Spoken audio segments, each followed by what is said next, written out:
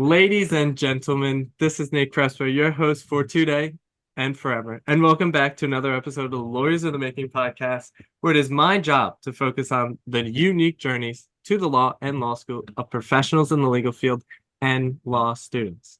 Let's talk about what we're doing today, because today we have another incredible guest. She's a City University of New York School of Law graduate and works as the project director for the Free to Be Youth Project at the Urban Justice Center and as an adjunct professor at New York Law School. She's held past positions as a senior staff attorney at Queens Legal Services and as a senior staff attorney at Legal Services New York City, Bronx. Excited to have her on the podcast today, Mrs. Amy Leipziger. Welcome to the podcast. How are we doing today? We're doing fabulously. How are you doing today? Oh, I'm doing just fantastic. Thank you for asking. But Amy, before we get started, can you tell the audience a little bit about yourself? Absolutely. So my name is Amy. My pronouns are she, her, hers. As my fantastic host mentioned, I am the project director of the Free to Be Youth Project. The project has been around for 30 years. I was hired about a year ago after it hit some hard times during the pandemic, funding, staffing, a lot of challenges that came up during the pandemic, as it did for many of us. And I was hired a year ago to revitalize it, bring it back to life. And as you mentioned, prior to that, I've been a legal aid attorney, legal services attorney for about 15 years. And I was born and raised in Los Angeles. So I've switched coasts. I went to college in the Northwest. I lived abroad. I've kind of worked my way around parts of the globe before I got here. Well, I'm happy to have you here on the East Coast. I've only been on the East Coast my entire life. I don't think I've only been to the West Coast once, but I went to Washington State, so I feel like that doesn't really count. You only Um, count the West. Those are like fighting words from people in California. They'll be like, that doesn't count. well, I'm a proud East Coaster, and I think it's the best coast. That's just me, just me, just me. But first, I want to give a quick shout out, Ray Brescia, because he was the one who introduced me to Amy and told me about Amy. So I reached out to her and we connected up, and now we're on this podcast. So shout out to Ray, first of all, former guest. Huge shout out to Ray, and not just because I have a post-it note on my office wall that says "Talk to Ray," and I don't mean in the Ghostbuster sense, in that Ray is smart and insightful and warm, and one of the first people I met in this role, and really said, "Just come to me with anything." And it's so rare that you meet people so genuine, so earnest, especially in the law profession. So yes, huge shout out to Ray. Always, always, always. And he has a great book that just came out. He sent it to me. I'm blanking on the name, which is terrible, but it is somewhere. It is so good. I'm blanking on the name. It is somewhere on my shelf over there. But let's start all the way at the beginning. You're at the University of Oregon. You majored in women's studies. You ended that in 1999. Then you went to George Washington University to get your your master's degree in women's studies, and you ended that in 2003. So after that point, you took a year and you ended up at the City University of New York School of Law. So simply put, Amy, why'd you go to law school? Oh, so you gotta actually have to back it up. You have to again, you have to reframe the narrative. So what you see on paper, like most things in life, is not the actual story of what happened. So I grew up in Los Angeles, born and raised. I got tired of sunshine, if you can believe it, at the age of 18, and tired of big city life, and wanted a small town college experience. I had clearly seen way too many like Lifetime movies at that point, or whatever romance I was believing was happening in a small town that was not Los Angeles. So I moved to Eugene, Oregon, which at the time in the mid 90s was population about 100,000. It was Eugene, Springfield, Oregon. Had no idea what I was going to do. And about 2 years into being there, realized that I was really bored with small town living. And so I took my junior year abroad, went to Italy, did that amazing life-changing experience, came back, thought, okay, I've got 1 year left. I'm going to finish this. And then I'm going to launch myself in the world the way I think a lot of us, when we are finishing school at 2021, 22, we think, okay, this is what's going to happen next. The only problem was I hit a few, personal stumbling blocks along the way. I found myself living back at home with my family, working two jobs. One of them was as a paralegal in an entertainment law firm, and one of them was as a cocktail waitress in West Hollywood. And I was navigating daytime shifts and nighttime shifts and stumbling around in kind of this gray space area saying, what am I doing? Where am I going? What's next? And I had a really long conversation with a really dear friend of mine from high school. And I said, look, I love, and I'd gotten a bachelor's degree in women's studies. And it was back then gender studies, and I loved the topic. I loved academia. I loved learning about history and literature and policy with a completely different lens because it was so unlike anything else I'd ever learned in school. For those of us that like read Howard Zinn when we were like 17, 18, it like blew open the doors of, wait, there's a different way to think through a problem. And for me, that was gender studies. But I also realized that I wasn't necessarily made out, ironically enough, now that I am a professor, I wasn't really cut out for academia. So my friend said to me, he goes, well, why don't you go to law school? And I said, I don't know. My dad was a lawyer. He did bankruptcy and real estate. I'm like, entertainment lawyers, like they only care about money and they care about contracts, and those things are really boring. So I went to DC. I got my master's degree in gender studies. And my second year of the program, I had a professor who was working on the VAWA reauthorization. And she was working for, I think it was now Legal Defense and Education Fund, or might have been NWLC, I can't remember. And she really opened my eyes to the idea that you could think about the law in a very intersectional way. And it was the first time, and I moved there a month before 9/11. So going into early 2000, everything was all over the place. We didn't know left from right, like into to September 20. I moved in August of 2001. And so everything changed for us in 2001. And those first few years, I think we were all walking around a variety of hazes and bubbles as we were navigating that new reality for so many of us. But it also really made me aware that I liked the idea of seeing what she was doing. I liked the idea that like law could be used for good, because up until that point, I'd only seen the bankruptcy, the real estate, the commercialized aspects, which is not valuable. There's a triple negative in there, but not valuable in the sense of not something that I knew I was going to derive any kind of satisfaction or joy from. Like I needed something that was going to be emotionally satisfying, intellectually stimulating, that I'm going to get up in the morning and be like, I really enjoy doing this, which reading contracts in an entertainment law firm for the lawyer I was working for was not it. And so she was the one that actually inspired me to go to law school. And so I applied. I took the LSATs. I did not do well because I'm not a good test taker. I applied to law school and I got rejected from every law school I applied to. And it was a huge crushing blow. And it's funny, I'm looking at this sign that's on the wall of my office right now that says, "A smooth sea never made a skilled sailor."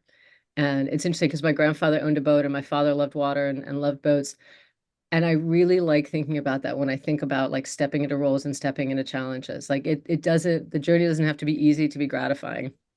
And so for me, I took a step back and I thought, okay, do I do this again? Do I, tuck my tail between my legs and do something else?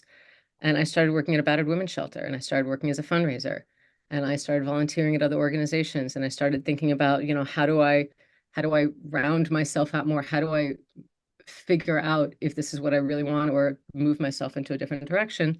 And over time, I realized it was in fact what I wanted, because I saw how vulnerable populations were disproportionately impacted by injustices in a battered women's shelter, in reproductive rights. And again, it was that intersectionality of identity that I kept seeing. So I reapplied, and I reapplied just to CUNY because I realized at the time that was really where I wanted to go. And the second time I got in, and I moved to New York in 2000, and that was a really long time ago. 2004 is 20 years ago. 20 years in New York City. Yeah, I moved in 2004. And that's how I ended up at law school. Well, I have to say, time flies when you're having fun. That's certainly true. Yes, But it does. I think back to your point, using the quote about the ship and the sailor, that it's always about the journey and not about the destination. And that's what we love to talk about on this podcast. It is the integral theme that there is no straight path. And you clearly exemplified that in all the many hoops that you went through in order to come to the conclusion that, okay, law school's for me. But you did it. And it was sometimes a bit of a struggle, as myself have been through. I've talked about my LSAT score and all of that, and I was talking to you about it before. And it was a defying blow. I was like, oh my goodness, like I am not as good as I thought I was. Not in like the bad way, but like, okay, back to the drawing board. Let's figure this out. And I also want to key in on something that you said before, that when working as a paralegal in that entertainment lawyer's office, that you figured out an experience that you had that was negative, not in the bad sense, but in the sense of this is not something I want to do, which is Yeah. something that I love love to highlight on this podcast the significance of going out there and having those experiences, being open to experiences just like yourself, and being able to figure out, like, hey, all right, maybe I don't want to do this, but that's good. That's better than knowing what you do want to do, because you could key in on the things. And I've had many people come on the podcast and talk about that extensively. Let's go back. 2004, your first year at CUNY Law School. How was that? So CUNY Law has gone through a lot of its own changes. At the time that I went, I moved to an apartment in Forest Hills with someone I didn't know. We'd met each other, I think, through like a shared listserv going into the law school. So I was in Forest Hills in a 2-bedroom apartment, and CUNY was at the edge of the campus on Main Street in Flushing, and was like all the way out, like deep in Queens, across the street from a Jewish cemetery. So it was like a tiny, it had previously, I think, been a junior high or a high school. I think it was a junior high, if I'm not mistaken.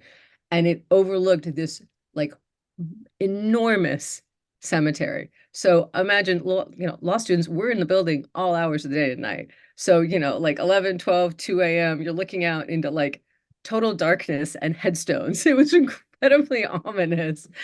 And it was also just, it's funny now looking back on it, especially now because I teach law students, the adage of, the first year they scare you to death, the second year they work you to death, the third year they bore you to death. There was a lot of truth to that, because again, it was that feeling of I am not good enough. I am not smart enough to be here. Like I can remember calling my dad after I think it was my contracts exam, sobbing and saying, I failed. I didn't have the right answers. I talked to other people. They all had different answers than me. I did this wrong. Why does it take me 3 hours to read one page? I'm smart. Why is this so hard? And it was again, it was a really great teachable moment, because my father, who had gone to UCLA Law School, and he'd been practicing for 40 something years, he said, look, it's hard for everybody. It's hard in different ways. Rule one, don't ever talk to anybody after an exam, because what's going to happen is you're going to hear they're going to have seen something in the test that you didn't see, and vice versa. And you have to recognize, and this is why lawyers love to say it depends whenever you ask us a question, that everything depends and everything has different answers, that you had to reframe how you think. It's not is it choice A or B? It's what is the space in between? And that's part of that first year of law school, of like, how do you think through these gray spaces?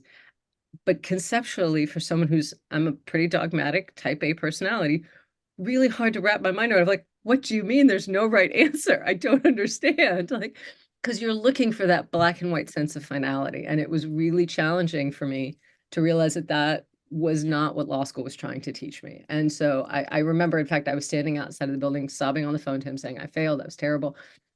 Like 2 months later, the grades came out. I'd gotten an A, and I could hear my dad on the phone being like, how you feeling now? It was one of those things where I was like, okay, so this is one of those things where listen to your elders know. And it was just, again, it was a really teachable moment to think through, like, how do you see yourself in those moments? And how do you have to reimagine the person like, not just the person you thought you were, but the way you inhabit that space in a very particularized educational system. And it came up interestingly again when I was taking the bar exam several years later, because everybody kept saying, oh, I'm making flashcards, and oh, I get up in the morning, and you haven't taken the bar, and maybe you will, and maybe or you won't, but I make this outline, and I get up at 9 a.m. and I do this. And I kept trying to fit into that mold because everybody else was doing it. It was like being in high school again. And it was about 3 weeks before the bar was set to happen. We'd finished all the classes. Everyone had started studying. I am not, by the way, a morning person. I have to be because I have children, but I've always been nocturnal. And so during bar prep, I kept trying to make myself be a morning person and get up early and study. And about 3 weeks into it, I don't know what happened, but some part of my brain said, this is not who you are. This is not how you study. Stop trying to make yourself do it the way that's not intuitive to you, and just do it however you need to get it done. And I basically threw out every other system. I became completely nocturnal. I actually had to send my roommate away, because what I would do was I would sleep until like noon, then like eat, study until like 2, 3 in the morning, and then sleep till noon again. I mean, I was almost a feral creature at that point, but it was, again, really important for me to realize that, like, I can't do it the way everyone else is doing, because that's what you're supposed to do. Flashcards don't work for me. Never did. Just like you know, geometry never worked for me. I mean, it's just you have to kind of find what you're good at and stick the landing there.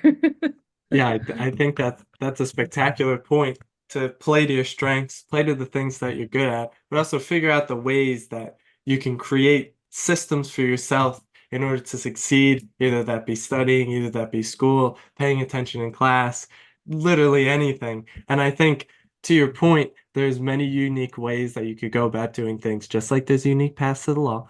It all connects back to that concept. I hate doing that, but I have to. Because on a big macro level, it just shows that even those micro things that you really wouldn't think about apply in the big picture always do. And I think that's a wonderful sentiment. And I think furthermore, it just shows that, like we always say, there is no straight path, just like there is no certain way to do things. And I think that's the beauty of it and also the scary part of it, because it's like, oh, I can do whatever I want, but oh, I have to figure it out. Like Yeah. there's no sort of cutout sort of way to do a lot of things. I always think about the gym. I love going to the gym.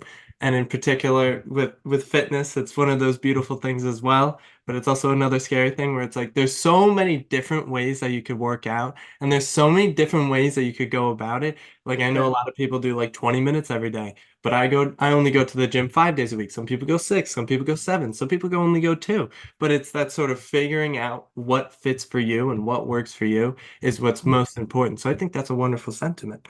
But moving forward in your law school time, I have it all written down. You interned at pretty much everywhere under the sun. I'd like to go through all of them. So you were a law school intern at North Australian Aboriginal Legal Aid Service.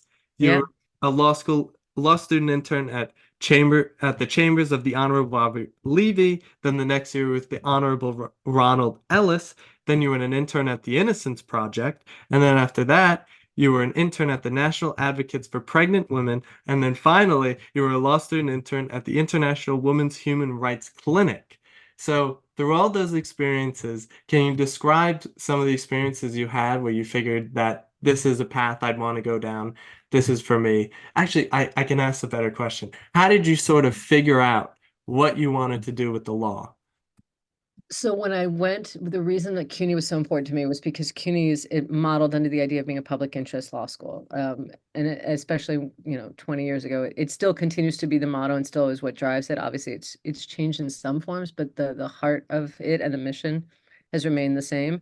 And one of the reasons I wanted to go to CUNY was because of the International Women Human Rights Law Clinic, which at the time was run by a brilliant attorney named Rhonda Copeland, who'd argued in front of the Second Circuit. She's arguing in front of the Supreme Court. She was doing amazing and cutting edge things with international human rights law and gender issues. And she was the reason I wanted that law school. And it's a three-year clinic or third-year law clinic. And so, as I was thinking through, the opportunities, for summer, for semester internships, it was important for me to both get like diverse experience, but also try to build on skills that I didn't have. And that's something that's also really important as you're thinking about law school. Like, if you're naturally really great at research and writing, take an internship that's good at research and writing, hone those skills, but then go do something that maybe you're not good at, again, to kind of get you in the uncomfortable part, because the uncomfortable part is the part where you're going to learn the most. Again, kind of like going to the gym. I hate doing deadlifts, but I know that deadlifts are good for me, so I do them, and I understand that it's uncomfortable, and I will reap the benefits eventually. And so the National Advocates for, I'm sorry, the Aboriginal Legal Aid was because I've always had a travel bug, which was the same reason my junior year of college, I studied abroad. An opportunity came up to do legal aid in the Northwest Territory, Darwin, Australia. And it was such an amazing opportunity because most of Australia, instead of being like in a big city like Sydney or Melbourne, it was a small town that was, I mean, it's almost akin to like going and working for like a Native American legal aid, like recognizing that you're working with a population that again has got a multitude of both generational and intersexual identities that are contributing to their experiences both on a personal level and on a systemic level. It was less about learning law in Australia and more about learning about client interactions and learning what it was like. Again, at the end of the day, I'd like to think that law is about people, is like thinking about how do we connect with people? How do we help people when they're in crisis? What does that look like? And what do we do as attorneys, and what role do we then take in that? So that was that first opportunity. The judicial internships were about research and writing. And Ronald Ellis was brilliant, or is brilliant, and was at, the NAACP. Robert Levy, also brilliant, one of the most amazing judges at navigating settlement conferences that I've ever seen. Like his ability to make parties that will not agree come to a table. He used to put a big bowl of apples in the middle of the table so that people would, I don't know if it was so people would have something to eat or something to talk about or some way to kind of like, have a nice little spread, and then everyone will start to like feel, and I've never figured out what the like reasoning was behind it, but it worked because he was exceptional at it. And then National Advocates for Pregnant Women was Lynn Paltrow, who again was really thinking through cutting edge issues of gender in the law. And that was really sort of my driving force was I wanted to be the Rhonda Copeland, the Lynn Paltrows, the RBGs. It can be incredibly disheartening because as someone once said to me, those people are already there. So the person who said it to me didn't mean it in a negative way, but what they basically said was, those people are already there. There's only like 5 of those jobs in the world. You're not going to get those 5 jobs. Give up the dream. And at the time I was like 23. It was soul crushing. But in hindsight, what I now realized was I might not get those jobs, but if I close off opportunities to get other jobs, I don't know, again, what path I'll ultimately end up on, which has sort of not been how my entire law career has happened. So yeah, I think I answered your question. No, you Might did. might have gone off kilt somewhere along the way. No, you certainly you knocked them all out, and you gave a very sufficient answer. But I think it just Oh, shows. sufficient? My answer was only sufficient? No, I mean it was amazing. It was amazing. Listen. I found it to be wonderful, and it further exemplifies the fact to be open to opportunities, to be able to try different things out, see where you land on those sort of things, and be able to hone in your skills. And that uncomfortable part is so important, because I think being uncomfortable, not actually being uncomfortable, but doing work that's uncomfortable, that might be tough to get through, that beginner's mindset coming like, oh my God, I know absolutely nothing about this. But on the bright side, I have so much opportunity to learn about these things and be able to actually comprehend what's going on in front of me. But after all your internships, you ended up as a senior staff attorney for Legal Services New York City Bronx. So can you describe that experience? What were you doing there? Because I have So, no idea what that is. okay. So first off, I graduated law school in May of, how old am I? Hold on a second. In May of 2007. Hmm. Took the bar. I turned right a week after I took the bar, I turned 30. So for me, it was, because I went to law school late and I went to graduate school, I rewarded myself with a yoga surf retreat in Hawaii. I thought I've done 3 years of this. I'm turning 30. It's a new decade. I'm a grown up now. Like it's all going to be amazing. I hit one of the worst years of my life professionally because it was right around the time of the recession and the bank crashing and the mortgage crisis and everything else. I could not get a job as a lawyer. Like I had passed the bar, I'd gotten admitted. I spent a year bartending and working at temp agencies in like accounts receivable billables because I had to pay bills. And every morning was on, it wasn't LinkedIn back then because there was no LinkedIn, but the equivalent of like, it was Idealist, it was PS LawNet, it was Indeed, it was Hot Jobs, it was whatever, sending out resume after resume, cover letter after cover letter. And not not unlike dating, you're putting yourself out there and everybody's saying no, and you're starting to be like, what is it about me, and you have to and it's demoralizing, and you have no idea, especially like you've taken out loans. I'd taken out loans for graduate school as well as for law school, so so you're sitting on, in my case, 6 figures of debt. You're 30 years old and you're cobbling together rent, and you're bartending till 2, 3 in the morning. And the bar that I happened to be bartending at was frequented by law students, which was hysterical because some of them would come in, due respect to them, a little bit cocky, a little bit, a little full of themselves. And it was really hard to be like, dude, I'm way smarter than you. I'm way older than you. And I've already passed the bar. So I don't know what you're doing. I never did that though. I thought it a lot, but I never actually acted on any of those impulses. So it was an incredibly challenging year. And it was an incredible year where, I mean, I think we've been talking a lot about this, like you just hit knock after knock after knock of like, is this really what I'm supposed to be doing? Because all of the signs of the universe are saying it's not happening. And it was just sheer perseverance for a year. I ultimately got a job at Legal Services in the Bronx. I had 5 job interviews for it. And I was again starting to feel like, I'm getting put through the ringer, like, am I good enough? Are they going to hire me? And it was for a housing attorney in the Bronx. I knew nothing about housing. I knew that there was housing. I live in New York City. I knew that there were houses and apartments and housing law. And this was years and years before right to counsel, like years and years before. This is, again, going back a really long time. And so, 5 interviews in, I get the job. It was one of the most amazing and instructive jobs I ever could have had, because if you do housing and you do housing court in New York City, it's summary judgment or summary proceedings. So you're in housing court almost every day, and you're navigating with judges, with court attorneys, with landlords attorneys. You're navigating with agencies, with in New York City, HRA in terms of like public benefits. You're navigating clients in all manner of crisis, and you're seeing clients in all manner of really challenging situations.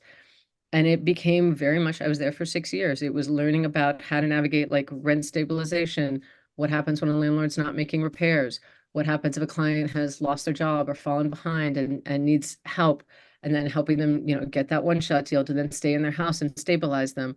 What happens if a landlord is trying to evict them because it turns out they had a dog that they didn't disclose and they weren't allowed to have a dog, but the dog has been what's called open and notorious, so therefore it was okay that they had the dog.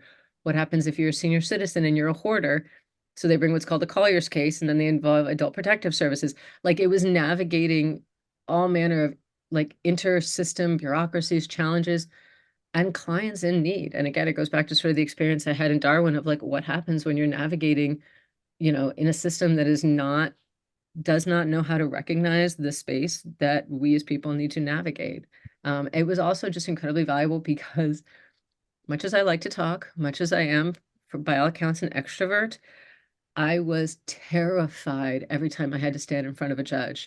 I can distinctly remember the first time I had to make an argument. It was like my bar mitzvah all over again. My knees were shaking. I had to pee. I was trembling. I had like written out notes, and I was telling my boss at the time, who was my mentor, brilliant lawyer for a number of years. I was like, I'm really nervous. I don't know how to do this. And she looked at me candidly. She's like, it's good that you're nervous. It means you're doing it right. If you're not nervous, that's when we worry. Because if you're nervous, you're taking it seriously and you've prepared for it.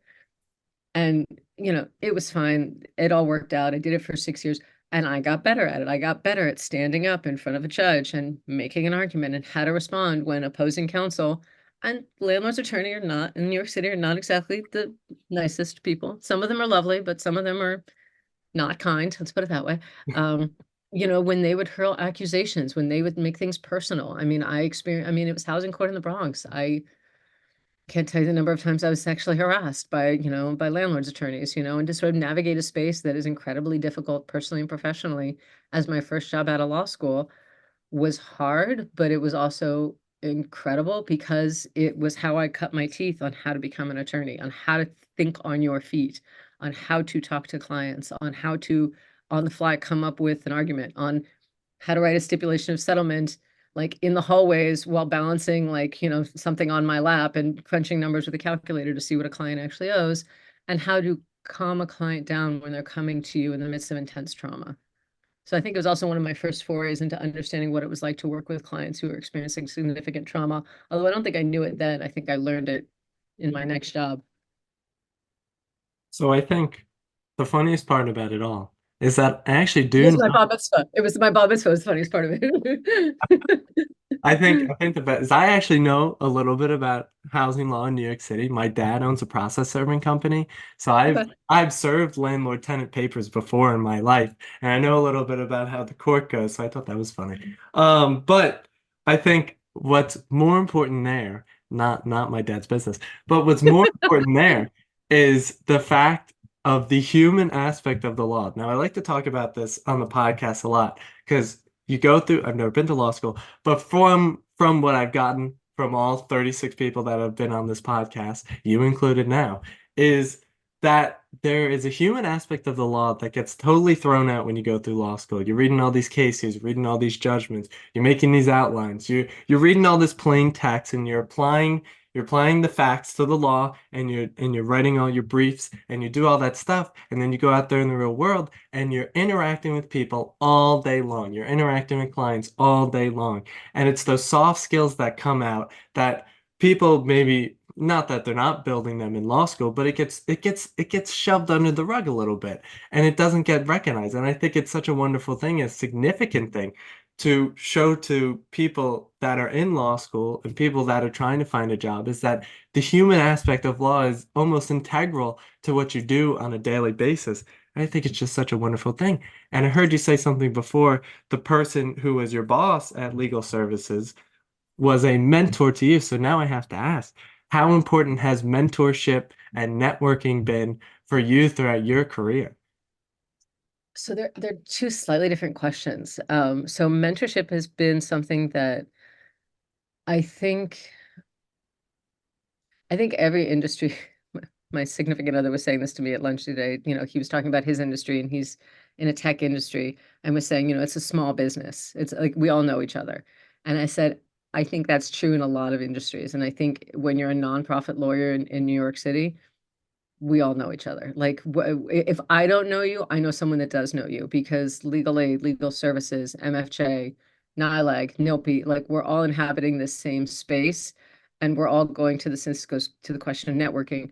We're going to the same conferences, or we're seeing each other at the same CLEs, or we're navigating from like we're leaving NILAG to go to NILP or NILP to go to legal aid. I mean, we're in this sort of shared space, and so I think this is one of those instances where that networking, that like building relationships is really integral. And also just being really thoughtful about engaging with people. And I actually tell my law students, both when I was teaching and also when I supervise law students, when the summer comes and you have an opportunity to go to something, go to a happy hour, go to a networking thing, start up a conversation. It's incredibly hard if you're not an extrovert. I realize that, but so bring a friend and start a conversation because that person that you then follow on Instagram or tag on LinkedIn 6 months or 6 years from now might be somebody that can then connect you with something else. Or might be, oh, I heard about this job. Oh, you heard about this job? I know a contact over at blah, blah, blah, blah, blah. And I think that's just incredibly valuable. And I think I was actually at a networking conference a few weeks ago in an industry that is not at all the law, but was really instructive for me because it was about branding and marketing and like it was women entrepreneurs and thinking about, and this goes to your second question about mentorship, about how do you sort of inhabit these spaces and move, whether it's move up or move laterally, whatever you want to call it. If you don't sort of, if like you have the network and you have the connections, it feels less like you're moving through molasses and more like you're moving through with a little bit more grace. Because even if you, again, you don't know, somebody else does, and you find a way to then inhabit those spaces that then ultimately opens those doors. And I think for women in particular and women in the law, that feeling of mentorship is incredibly important. And my first mentor, my first boss was, thoughtful, intelligent, very detail oriented, which was fantastic to have as a first time supervisor, very understanding of how do you take a lawyer who knows nothing and teach her like there's skills you can teach and then there's empathy, and sometimes you can't really teach empathy, but like to kind of build on both of those. And then my second and third, bosses at Queen's Legal Services really kind of expanded on that and said, okay, not only are we going to sort of give you a model and give you skills, but, and my current boss right now does this also, we're going to like extend a hand to you. Hey, we just heard about this. Why don't you go check this out? This might be a great opportunity for you. And it's that sort of like the women helping women aspect of recognizing that we might face challenges, we might face glass ceilings, we might face, look, I don't, we might also face what often I think happens is if you don't always feel comfortable and you don't always trust your ability to navigate in a space, you might think that you don't belong in that space. So I think very often really powerful mentors are the ones who are like, no, you belong here just as much as anybody else. And I'm going to make sure you get in the door just so you can see how much you belonged and you should have been here all along. And I think that is I think it's true across the board for people. I think it's true for lawyers, but I think in particular for lawyers. And I've had this conversation I'm not a woman of color, but for women of color that are also attorneys, that I think is incredibly helpful. Yeah, I think that's a beautiful sentiment. It's beautifully said.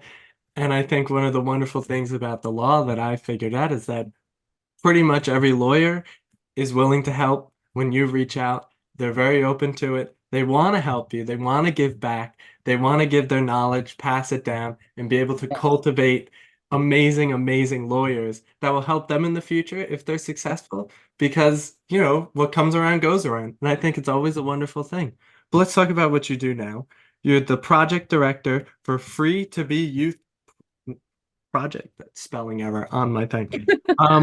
But the Free to Be Youth project at the Urban Justice Center. Now, I've heard about the Urban Justice Center before. Obviously, Ray Brescia worked there, so I know it from him, but also all the way back on episode 4, called Carl Berman as well, worked at the Urban Justice Center for a significant amount of time. So this is its third appearance, but tell us a little bit about what you do there, what's your job there, what is it all about?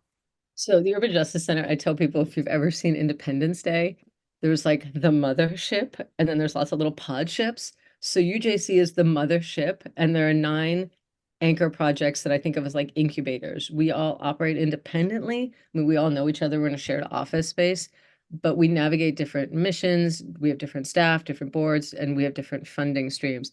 So it's really, really, I mean, for my money, really fun, because I'm working in a space that, unlike, legal aid or legal services, where, we're all under this umbrella and you have like housing and immigration and public benefits, but all kind of working with the same client set. Here we have all completely different clients, and some of them are not some of them are not attorneys. Oh my goodness. We have the Street Vendors Project, which works with street vendors here in New York City. We have Freedom Agenda that's working on the closing of Rikers and the challenges of folks that have been incarcerated. We have the Sex Workers Project. We have the Domestic Violence, the Mental Health Project. The Free to Be Youth Project used to be, when it was started in 1994, this is our 30th year, was started by a man named Peter Cicchino, and he was in his second year of his Skadden Fellowship and had realized that he didn't like his placement, and he basically pitched the idea of, hey, I'm seeing that there is a lack of services, of direct legal services for homeless youth that identifies LGBTQ. I think this is what we should do. And it worked. I mean, someone took, it's one of those things, someone took a chance on him and on the idea and said, this is great, let's run with it. And that was at the Urban Justice Center, and it became a project, and it went through several iterations and several project directors, up until really till the pandemic. During the pandemic, there was some funding and some staffing issues. The project never really closed. It just was very, very scaled down, like a lot of funding, a lot of staffing. It was, I sort of joke, it was kind of like it was on DNR, like it was still there, it still had a heartbeat, but it wasn't as much of a presence. And so I was hired a year ago to bust out the paddles and start pounding on the chest and like bring it back to life. And when I started doing that, so the mission of the Free to Be Youth Project has never changed, and that's one of the things I love about it. The mission is to provide direct legal services to homeless youth that identify as queer and trans. And one of the things that I think is so interesting about it is, having worked at legal services for so many years and seeing clients have to come in the door, clients have to make intake appointments and call access hotlines, all of which are incredibly valuable. This is the first time I've ever worked where the organization where we go, where we know clients are going to be. So we serve youth that are ages 14 to 24. So we recognize the young people that are navigating life on the street, whether they are like at risk or street involved or working their way through various shelters. They're not going to have the sort of wherewithal to say, okay, I'm 19 years old, I've been kicked out of my house, I can't get my food stamps, or this landlord refuses to turn on my heat for 6 months, or I've just fled Venezuela because I identify as a trans woman and I've crossed the border and now I'm in an asylum hearing and I don't speak the language and I don't know what to do. So what we do is we do these drop-in clinics, and we do them throughout the month at locations around the city. So we congregate, in a space that we know, because they're community centers, they're shelters, they're drop-in centers. We know that young people are going to be there. So instead of like the young person being like, I need a lawyer, how do I find a lawyer? What do I do? It's like, oh, look, 3 times a month, lawyers are here for these 2 hours. I can talk to my case manager. My case manager can say, hey, look, Free to Be Youth is going to be here. Go talk to them and they'll see if they can help you. So that's kind of the bread and butter of what we do. And it's been a little bit over a year now. In addition to doing that, we've realized, so when I restarted the project, it was really important to me to really start back up with that direct legal services model, because the clients drive the work. And when I started talking to our community-based partners, it was funny because sometimes when organizations change name, I'm like, ooh, why'd you do that? Don't really understand that point. But what really struck me was, Peter was brilliant. It was an amazing project. But for a lot of young people who are now like coming of age in Instagram, TikTok, Facebook, WeChat, WhatsApp, Snapchat, I'm sure I'm forgetting whatever the latest craze is. There isn't a connection to Peter. Nobody knows who Peter is. So as I'm thinking, and I'm thinking, okay, we've been gone for 2 years. We're starting this back up again. How do we make young people want to come to us? Like, what says this is a group I can trust and I feel safe in? And so we changed the name to the Free to Be Youth Project. For those born in the, so those are aware of like late 70s music. Marlo Thomas had a song called Free to Be You and Me. So there's a little bit of that in there, the free to be you piece of it. And we've kind of built on this theme of like freedom and the freedom to be you and the freedom to be the you in the space that you identify is really sort of integral to the work that we do. And we came up with a new logo. We had no social media. So I was saying to you earlier that I was crying during trying to do Canva because one of those, so when I came on, there was no staff. It was me. And so I've been in this role for about 15 months now. And from February of 2023, when I started, until August when I had enough money to hire my first staff person. And then in October, when I had enough money to hire my first attorney, it was just me. I had a couple of law students, had a couple of college students, but it was me doing everything. I was screening the clients and doing the legal services and making up social media posts and doing all the fundraising and trying to figure out Canva so that I could put together a newsletter to let people know what we were doing. And then I was like trying to connect with people in the city council to let them know that, hey, we were back, because I was realizing that policy plays effect into so many of the things that our clients experience, but I didn't know enough of the players of the city council at the time to know how to do it. So I was showing up for everything. This is where being an extrovert comes in handy. So if there was like a networking happy hour, I was going. If there was a pride event, I was going. And I was literally going, and again, kind of like dating, being like, hey, I'm here. Let's talk. I really want to talk to you. And so the past year has been amazing. And so building off it's myself and my two staff, I still have three, and 5 law students, 3 college students, and a handful of pro bono support. And it's kind of cobbled together with like duct tape and chewing gum in a very MacGyver-esque way, which I know will date me because you're not old enough to remember MacGyver, but other people might. I know MacGyver though. Not the new one, the old one, the original one. I made that reference the other day and I got a lot of blank stares from my staff.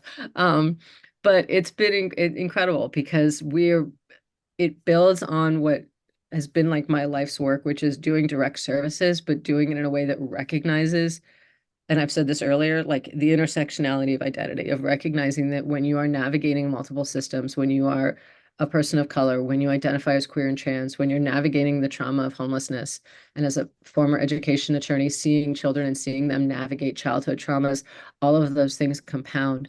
So for me, it is very much the human aspect of how do you connect with young people that are just experiencing some of the worst things in their life and give them that lifeline, not in a pejorative way, not in a like power dynamic. I'm the lawyer and you're going to listen to everything I say, but like, look, we are here to be a resource. We're here to support you, is incredibly valuable. And it builds these connections and these networks with other organizations that just kind of grows and grows. And yeah, that's what I do.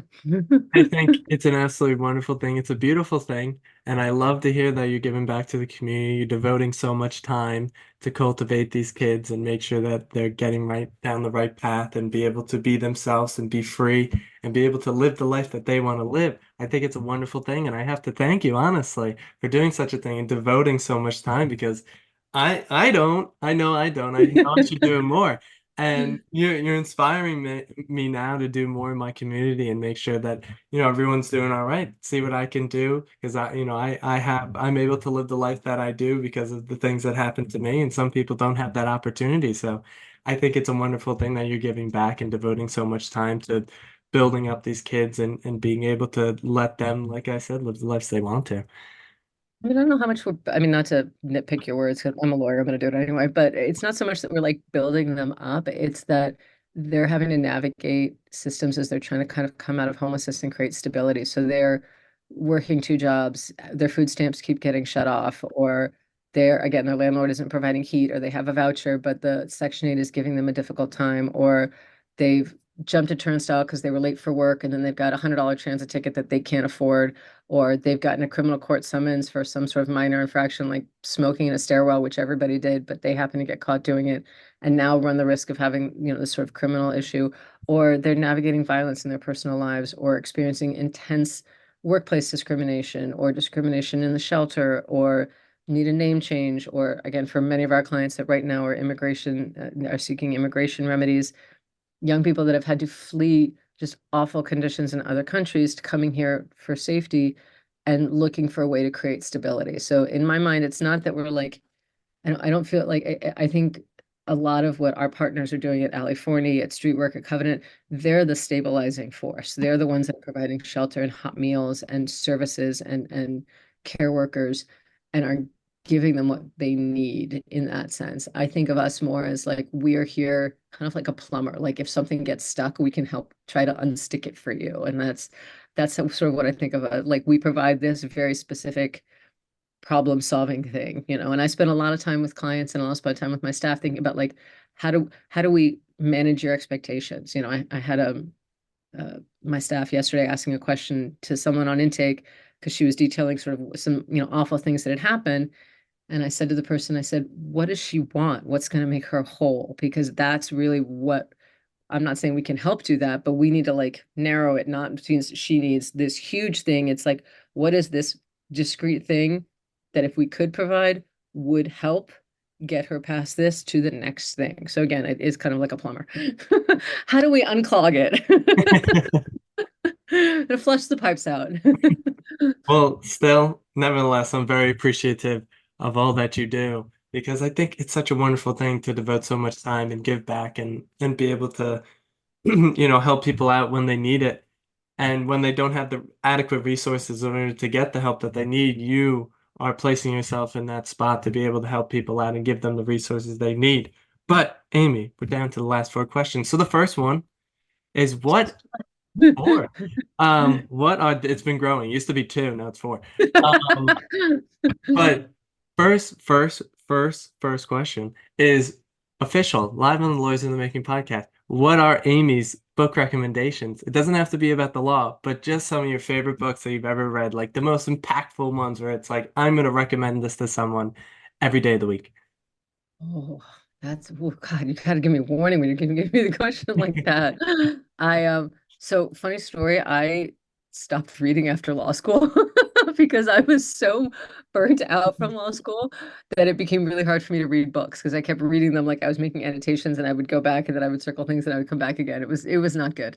Um, Interestingly, I'm reading a book right now that is incredibly difficult to read, but is an incredible read for the clients that I work with. It's by, I don't know if you can see it. So the author is Cecilia Gentili, and she was a trans woman that she was a trans activist, sex worker activist, did amazing things for the rights of immigrants, the rights of sex workers, the rights of folks in the LGBTQ community. She passed away a couple of months ago. And she wrote this book called Faltas, Letters to Everyone in My Town Who Isn't My Rapist. And it is very personal, very intense emotionally as she's detailing the things that she experienced as a child. And it was funny because I was reading it this morning on the train. It's a gut punch. Like every page is a gut punch, but especially I identify as a cisgender white woman. For me to read something that is so, I might understand intellectually, I might navigate in the same space, but not to have that shared experience, to read very intimate, personal letters that detail what she went through has just been incredible for me. I don't know if I read it every day of the week. I have to kind of take it in small chunks because it's not light. It takes its fair share of weight. Um, yeah, I'm trying to remember the last book I read that wasn't this because I've been working on this for a few weeks now. I can tell you the book I loved in high school and I read over and over again like once a year, which was That works. Tom Robbins' Still Life as Woodpecker was one of my favorites. Um, and I read it over and over and over again. Um, and Beach Music by Pat Conroy was another one that I read over and over again. And it was interesting because Beach Music was very much about sort of intergenerational traumas and navigating the space of families and how families, how you kind of bury one trauma only to have another one. And it was incredible. And I would read it every year. I would also interestingly read The Godfather every year because I had a teacher in high school that loved The Godfather, and we talked about it as like a narrative structure. And it's still really one of the best books ever. I've seen The Godfather before. I love The Yeah. Godfather. I've never read the book though, so maybe. Well, and I mean, and it ends at the end basically of the first movie, but read it, and you'll really, it's a page turner. You'll like keep going and going and going because you're going to want to see sort of what happens next. I mean, listen, I love me some Don Corleone. Yeah. I can't not say I don't love that. I mean, it's like the mechanics of, again, what happens in a family, and like interestingly, like navigating different spaces, but it is incredibly valuable. Yeah. So, third to last question here. Yeah. What are I the like how sports? we're numbering them. We're like four, three, two, Of one. course, because we're getting, It's like and then we get to deadlifts. the I've fun. only got four deadlifts left. I'm almost there. So third to last question is, what sorts of things are you consuming, not food, consuming on a daily basis? So that be through social media, so Twitter, Instagram, LinkedIn, Reddit, YouTube, Substack, some favorite people that you like to read. What's crossing the transom of Amy's mind on a daily basis? So I am learning Spanish right now. I've been working with a tutor for a few months now, partly because I spent a lot of time working with a lot of young immigrant youth, and my Spanish is terrible because I learned to speak Italian when I was in college, and it's all muddled in my brain and the gray matter. And so one of the things that my tutor recommended was watching Spanish TV. And so, because Netflix is weird and you know that they track everything you watch, I started watching like Spanish telenovelas and like In the House of the Flowers and like some Spanish like YA things. And then somehow Netflix is like, oh, she's interested in things that are in other languages, and started sending K-dramas my way. And so I was actually having this conversation with someone I work with not that long ago about how we're like, there was this really interesting K-drama on Netflix called Hometown Cha Cha Cha, which I said was like the Korean Northern Exposure, because each episode is like an hour and a half long, and you're not really sure what's happening in each hour and a half, but you're riveted and you kind of can't look away because there's like layers of like it's in a seaside village and it's a small town, like, handy fix-it guy and the big city dentist, but it's like and really compelling. So I was saying this to someone I work with, and she told me about and it just came out a couple weeks ago on Netflix. It's a Korean show called Chicken Nugget.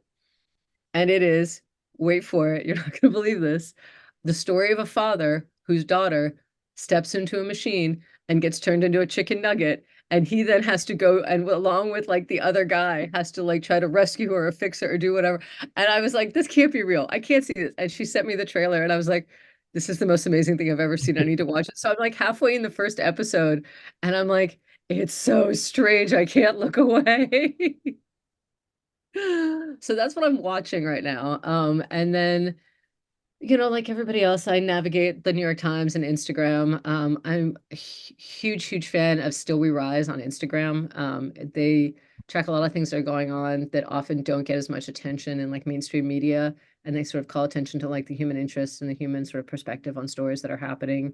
Everything from what the Supreme Court is arguing to, what just happened in Gaza with the aid workers, and just sort of putting that human face to it. And I like doing that because it becomes less about the story and more about the people who are being impacted by it.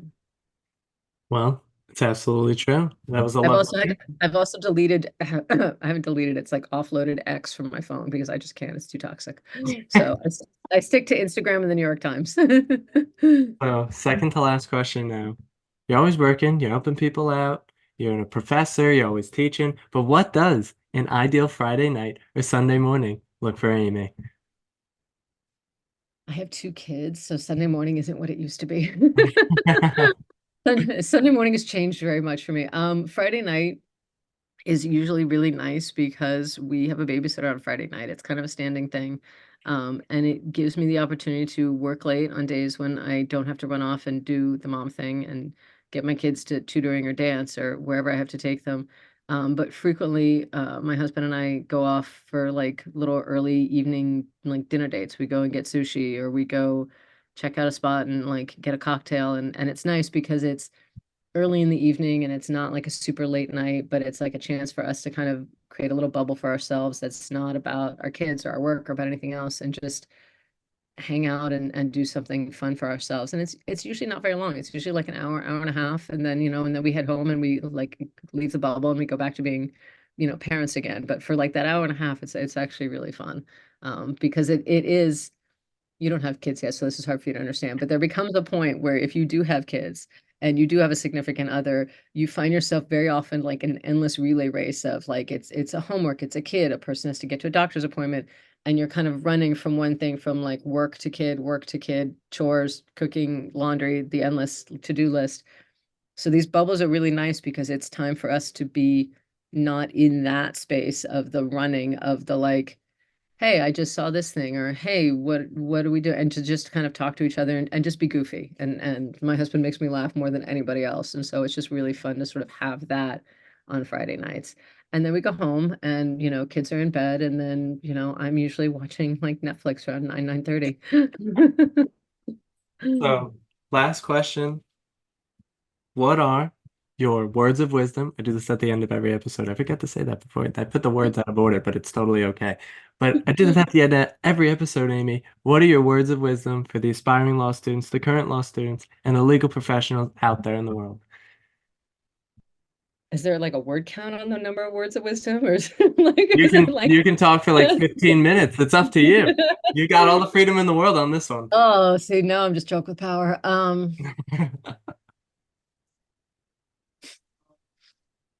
My daughter, I'm looking, I put signs up in my office of things to remember, and my daughter, I'd taken her to, I think it was Home Goods one day, and she'd picked up something and it was like covered in sparkles, and the sparkles and the glitter were like coming off all over me, and I was like, I don't even know what is happening. And I came home and I said something about my spirit felt broken. And my daughter went, yes, but it's covered in sparkles.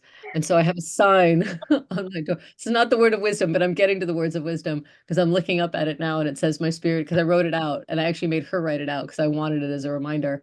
My spirit is broken, but it's covered in sparkles. And it's just really helpful to me sometimes in the middle of the week to look at that. But right next to it is a sticker that says attitude is everything.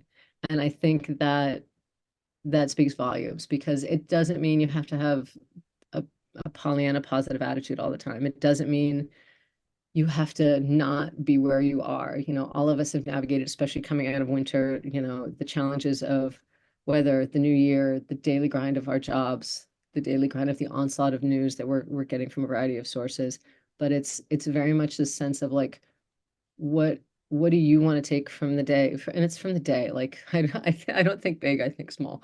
It's from the day. Like, what do you want to take from the day, and how are you going to approach the things you're going to approach? And are you going to approach them and the people you work with in a good way? Or are you going to approach them and they, oh my God, like, Chicken Little, the sky is falling way? Are you going to approach every challenge that way? And I think, and now in this role, unlike in my previous roles, as a senior staff attorney, like I had a docket, I had clients, I had cases, I made strategic decisions. But now as a project director, I manage staff and have to make bigger decisions, like what fundraiser are we doing? What are we doing for Pride? How are we connecting with our lobbyists? What policy decisions are we making? And then I also have to supervise, 5 law students, and what decisions are we making about clients? So every day, moment to moment, I'm sure when I open my email, there's gonna be 50 emails with questions and things that need to be answered. And sometimes, it's this feeling of this client is in crisis. Sometimes it's a feeling of, this person slept through their alarm and came to work late. This person has to run to a doctor's appointment. Like, how are you going to approach all of these things as they happen? And so I think the attitude is everything is very much like, whatever that attitude is the one that I'm going to embrace, and is the one that I hope I'm going to put out into the world with my quote unquote charm offensive, which is what I said to my lobbyist the other day. And hopefully whatever comes out of that is what's going to be positive. And I think that's true for lawyers. I think that's true for law school. I think that's true for people. Like, we just have to kind of move forth with what we can do and go from there. Poetically said, Amy. And attitude is absolutely everything. I know that very well. I always have a smile on my face because I make sure. It's very important to me. But Amy, that's all we have. That's all we have. That's the podcast. Thanks so much for coming on, Amy, spreading these wisdom, spreading this experience. And of course, for everyone out there listening, check us out, lawyersinthemaking.substack.com. Lawyers in the Making, one word, substack.com. And I will see you all in the next one.